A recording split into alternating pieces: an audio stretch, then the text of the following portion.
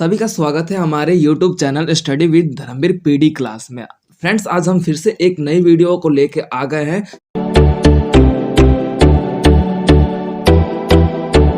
आज की क्लास में हम ये देखेंगे कि जो आपका इग्नू का सेकेंड ईयर का जो कोड है BHIC, जो हिस्ट्री का कोड है, जिसका मैंने आपका फर्स्ट पार्ट अपलोड कर दिया है, तो आप डिस्क्रिप्शन में मेंशन कर दिया गया उसका वीडियो, आप वहां पे डायरेक्ट विजिट कर सकते हैं और उसे देख सकते हैं। तो इसमें हम फ्रेंड्स आज देखेंगे 7 चैप्टर से लेके आपका देखने को मिलेगा कि मैक्सिमम देखेंगे ज्यादातर 12 चैप्टर यानी कि 12 चैप्टर तक कवर करेंगे। तो इसमें पर्टिकुलरली एक एक चैप्टर के बारे में, उनके नाम के अकॉर्डिंग और उस चैप्टर में आप क्या पढ़ने वाले हो उसके अकॉर्डिंग मैं आपको इंट्रोडक्शन दूंगा कि किस तरीके से आप पर्टिकुलरली कौन से चैप्टर में क्या पढ़ने वाले। तो आइए फ्रेंड्स अपने वीडियो को स्टार्ट करते हैं।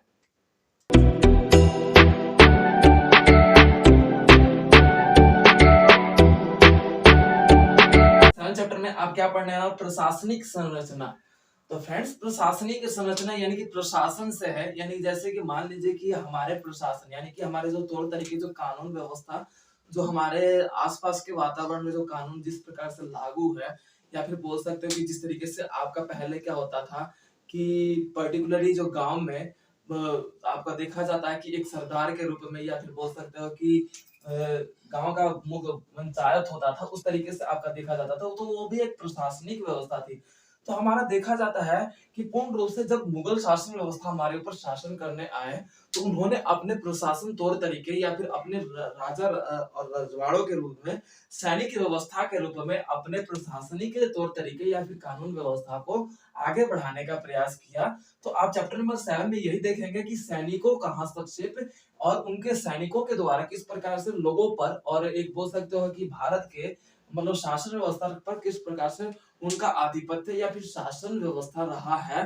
तो आप देखोगे कि उनका जो प्रशासन था, यानी कि उनका जो नीति निर्माण या फिर कानून व्यवस्था का जो तौर तरीके था, कि किस प्रकार से उन्होंने मुद्राओं का आविष्कार किया, मुद्राओं को आगे बढ़ाया, या फिर कलाकृतियां या फिर हस्त कलाओं का आगे मतलब आगे बढ़ाना, और अलग अलग मुद्राओं, अलग अलग मतलब बोल सकते हो कि कांस्य मुद्राओं का आविष्कार किया गया। ये सारे आपके प्रशासनिक तौर तरीके से आप देखेंगे। तो इसमें चैप्टर नंबर 7 में आप ये पढ़ेंगे। तो फ्रेंड्स, अब बात कर लेते हैं चैप्टर नंबर 8 की, कि चैप्टर नंबर 8 में क्या पढ़ने वाले हैं। तो सैन्य संगठन और मनसब व्यवस्था, यानी कि अब इसमें क्या है, सैन्य संगठन और मनसब व्यवस्था।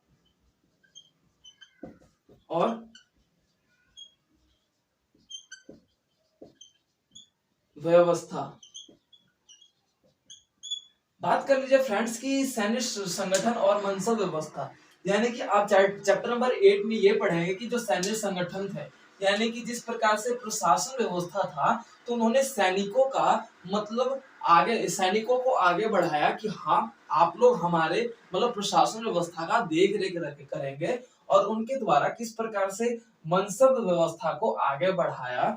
तो ये सारी बातें आप चैप्टर नंबर 8 में पढ़ेंगे कि सैनिकों ने किस प्रकार से एक महत्वपूर्ण रोल निभाया, या फिर बोल सकते हो इतिहास के रूप में अपने आप को आगे बढ़ाया, कि जो प्रशासन व्यवस्था था उनको चलाने के लिए सैनिकों ने अपना किस तरीके से योगदान दिया। तो आप पर्टिकुलरली ये आप चैप्टर नंबर 8 में पढ़ेंगे कि मनसब व्यवस्था क्या होता है, और सैन्य संगठन किस रूप में बनाया गया, कि सैनिकों का संगठन किस रूप में बनाया गया आपका प्रशासनिक तौर तरीके के अनुसार। तो ये आप चैप्टर नंबर 8 में पढ़ेंगे। अब बात कर लीजिए फ्रेंड्स चैप्टर नंबर 9 की, चैप्टर नंबर 9 में आप क्या पढ़ेंगे। तो अब बात कर लेते हैं चैप्टर 9 की। तो चैप्टर 9 का आप एकता और जागीर, और फ्रेंड्स जैसे भी आपका एक सरल शब्दों में दिखाऊं, तो मैं आप देखेंगे कि ये एकता और जागीर क्या है। तो इसमें आप दोनों में डिफरेंट देखेंगे चैप्टर नंबर 9 में। तो एक वैसे पर्टिकुलरली मैं जागीर का एक एग्जांपल देके समझाऊं कि आप लोगों को इन दोनों में डिफरेंट पता चल जाएगा। जैसे हम बोलते हैं कई बार कि एक लोकल लैंग्वेज के अकॉर्डिंग बोलते हैं कि हम किसी के जागीर नहीं है, यानी कि किसी के मोहताज नहीं है, या फिर किसी के गुलाम नहीं है।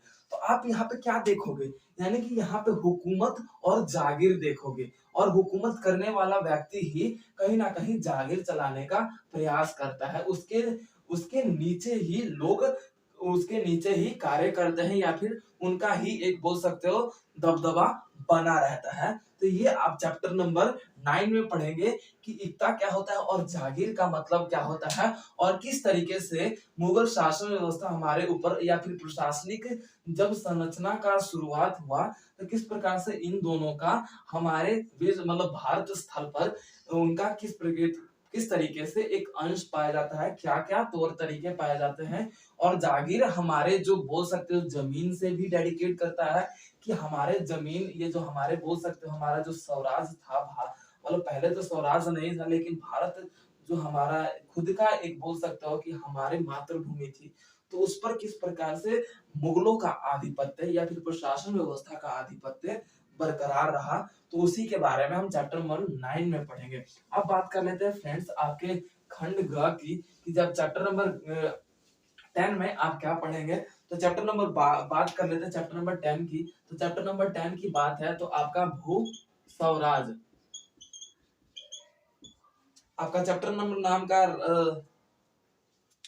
भू राजस्व है, सॉरी भू राजस्व है, बात कर लेते हैं भू राजस्व। भू राजस्व, तब इसमें फ्रेंड्स ये देखने को मिलेगा कि भू राजस्व किस प्रकार से यहाँ पे क्या है कि राजा ने अपने मतलब जितने भी जमीन है, जितने भी मतलब खेत खलियान है, उस पर राजाओं ने क्या कर लगा दिया। तो कर व्यवस्था आप इसमें अत्यधिक रूप में, कर मतलब होता है टैक्स फ्रेंड्स, टैक्सेस लगा दिया, यानी कि TAX लगा दिया। तो कि एक जो मतलब बोल सकते हो खेत है या फिर खलियान है जिस पर खेती की जा रही है, तो उस पर हर तरीके से आपका राजा का अधिकार हो, तो वहीं पे यानी कि भूमि पर पूर्ण रूप से राजा का अधिकार को ही भू राजस्व के रूप में देखा जाता है। तो चैप्टर नंबर 10 में आप यही देखोगे कि किस प्रकार से राजाओं ने हमारे भारत के जो किसान थे उन पर अलग तरीके से अलग अलग प्रकार के कर लगा दिए, कि अपने कर से ही अपने बोल सकते हो मतलब राज दरबार को चलाने के प्रयास में ये कर लगाया गया था, कि जो राज दरबार है उसको हम टैक्स के माध्यम से ही आगे बढ़ाएंगे। तो ये भू राजस्व था जिसके अंतर्गत आपने ये देखा कि वहां पर एक राजा का अधिकार पूर्ण रूप से देखने को मिलता है। और अब आप बात कर लेते हैं चैप्टर नंबर 11 की। तो चैप्टर नंबर 11 में फ्रेंड्स आप ये देखेंगे कि पर्टिकुलर इस चैप्टर का नाम ग्रामीण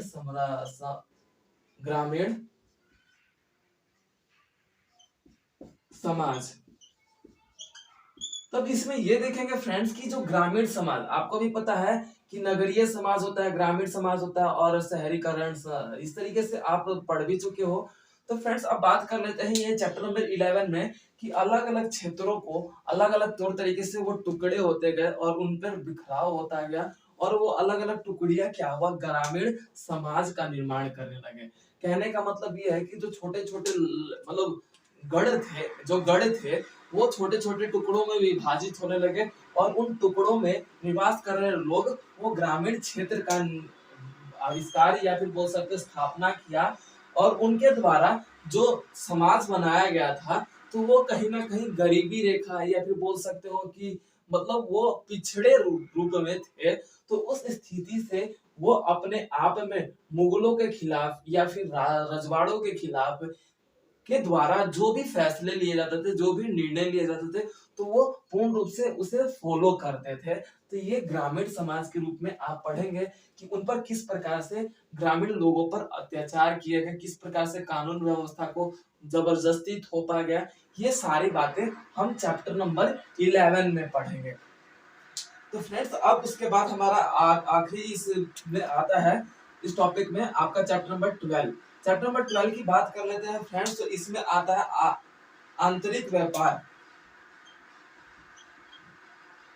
आंतरिक व्यापार, आंतरिक व्यापार का मतलब होता है कि हमारे अंदर, जैसे कि हमारे देश में ही, हमारे भारत देश में ही अलग अलग तरीके के व्यापारों का व्यवस्था शुरू हो गया। जैसे कि मतलब हाथों से कलाकृतियां बनाने का व्यवस्था शुरू हो गया, हाथों से बुनाई करने की व्यवस्था शुरू हो गई। तो ये सारी जो व्यवस्था थी, तो चैप्टर नंबर 10 में पढ़ोगे कि अलग अलग व्यापार के तौर तरीके। अब ये चैप्टर नंबर 12 में आप देखेंगे कि अलग अलग व्यापार के जो तौर तरीके थे वो पूर्ण रूप से उसके सारे रास्ते खुल चुके थे और अलग अलग व्यापारियों ने मतलब भारत देश में ही अपना व्यापारिक व्यवस्था शुरू कर दिया और अपने विकास स्तर की स्थिति को बेहतर बनाने के लिए उन्होंने व्यापार जैसी व्यवस्था को आगे बढ़ाया और अपनी अर्थव्यवस्था तथा अपने देश की अर्थव्यवस्था, अपने शासन व्यवस्था की अर्थव्यवस्था को बेहतर बनाने के लिए ये आंतरिक व्यापार करना शुरू कर दिया गया था। तो फ्रेंड्स, तो ये थे हम अपने नेक्स्ट टॉपिक में इससे आगे चैप्टर्स के बारे में कवर करेंगे। तो आई होप कि यहाँ तक आपको 12 चैप्टर तक बिल्कुल क्लियर हो चुका होगा कि किस चैप्टर में आपने क्या पढ़ा। ओके फ्रेंड्स, मिलते हैं अपने नेक्स्ट वीडियो में।